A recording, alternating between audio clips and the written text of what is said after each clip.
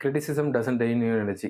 But your reaction does. நீங்கள் எப்படி கிரிட்டிசிசத்துக்கு react பண்ணுறீங்கன்றது தான் மெயின் மேட்ரு. ஏன்னா யூசுவலா எடுத்து பார்த்தீங்கன்னா, நமக்கு வர கிரிட்டிசிசம் எல்லாமே ஒரு ஒரு மாதிரியான ஒரு ஃபீட்பேக் ஒரு இன்ஃபர்மேஷனா தான் இருக்கும். நான் ஜென்ரலா இப்போ ரீசென்ட் டைம்ஸ்ல வந்து இந்த மாரி விஷயத்துக்கெல்லாம் வந்து டைம் குடுக்கக்கூடாதுன்றதுக்காகவே பர்ட்டிகுலரா அத டீட்டெயில்டா பார்த்து என்ன பண்றது அப்படின்னு யோசிச்சதுல, ஒரு ஒரு இதில வந்து புக்ல பார்த்தது தான் வந்து இந்த ஆப்ஷன்.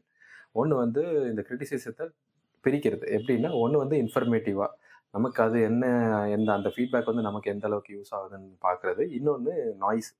இந்த அன்வான்டட் திங்ஸ்லாம் இருக்கும்ல, அந்த கிரிட்டிசிசத்த வந்து நம்ம மைண்டுக்கு எடுத்துக்கக்கூடாது அப்படின்ட்டு. இந்த மாரி அத பிரிச்ச அப்புறம் நான் இந்த நாய்ஸ்ன்ற விஷயத்த வந்து அப்படியே கடந்து போயிடுறேன் மேக்ஸிமம். ஆ பட் இது இன்ஃபர்மேட்டிவா இருக்கக்கூடிய ஃபீட்பேக் லூப்ஸ் அந்த இதெல்லாம் இருக்குல்ல, அந்த இதெல்லாம் வந்து எடுத்துக்கிட்டு, என்ன நானே குவைட்டா இம்ப்ரூவ் பண்றத ட்ரை பண்றேன். நான் இந்த டைம் இந்த டைம் பீரியட்ல அட்லீஸ்ட் இந்த ஒரு விஷயத்த பண்ணணும். ஏன்னா கிரிட்டிசிசத்துக்கு தான் நம்மளோட எனர்ஜி வந்து ரொம்ப போகுதுன்னு எனக்கு ரொம்ப நாளா ஒரு தாட் இருக்கு.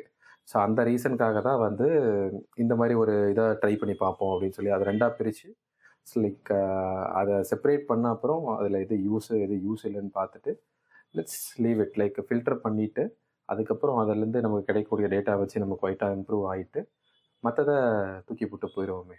ஜஸ்ட் லைக் அ கிரிட்டிசிஷன் கிரிட்டிசிசம்ன்றது இன்ஃபர்மேஷனா இருக்கிற வரைக்கும் பெட்டர். அதுக்கு நீங்க எப்படி ரியாக்ட் பண்றீங்க? நீங்க அத வந்து உங்க ஹார்ட்டுக்கு கொண்டு போனீங்கன்னா, you will get all the troubles. So அதான் என்னோட பாயிண்ட்லேருந்து சொல்ல வர்றது என்னன்னா, just keep criticism as a information. Don't take it your heart. So that's it. Be strong, be happy, piece.